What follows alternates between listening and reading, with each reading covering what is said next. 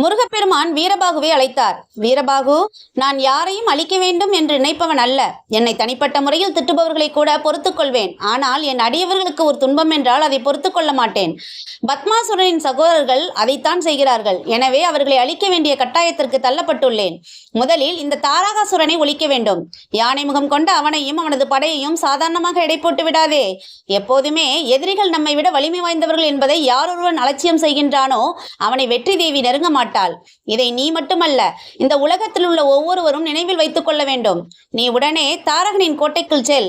நமது படைத்தலைவர்கள் 54 பேரை உடனழைத்து செல்.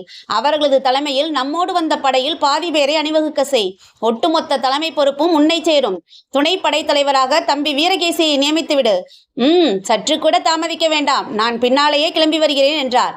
வீரபாகு படைகளை கனப்பொழுதில் ஆயத்தப்படுத்தி தாரகனின் கோட்டையை நோக்கி புறப்பட்டான். இந்நேரத்தில் அசுரர்கள் வாழ்ந்த மகேந்திரபுரி பட்டினத்தில் அபசகுணங்கள் தோன்றின. கழுதைகள் கத்துவது போல மேக கூட்டங்கள் சப்தம் எழுப்பின. வானத்திலிருந்து இரத்தமழை பெய்தது. நரிகள் காரணமின்றி ஊளையிட்டன. மேகம் சூழ்ந்ததால் சூரியனை காணவில்லை. அதிகால வேளையில் சூரியன் உதிக்காத நாள் ஒரு நாட்டுக்கு நல்லதை செய்யாது. மக்கள் துன்பப்படுவர்.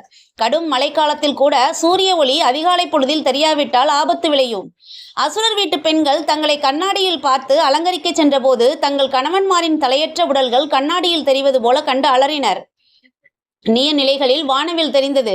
இதையெல்லாம் தங்கள் நாட்டுக்கு அழிவை கொண்டு வரப்போகிறது என்பதை உணர்ந்தனர் அசுரர்கள். ஆனாலும் ஜென்ம புத்தி மாறுமா? அவர்கள் அதை பொருட்படுத்தவில்லை. வீரபாகுவின் படைகள் கோட்டைக்குள் சென்று விட்டன. தடுத்த வாயில் காவலர்களை தவிடுபடியாக்கிவிட்டன. கோட்டைக்குள் முருகனின் படை நுழைந்து விட்டது என்ற தகவல் தாரகனுக்கு பறந்தது. உடனடியாக அவன் போர் முரசரவித்தான்.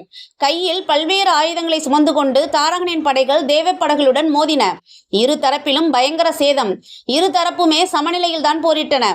வீரபாகுவை ஒழித்து கட்ட தாரகனே நேரில் போர்க்களத்திற்கு வந்துவிட்டான்.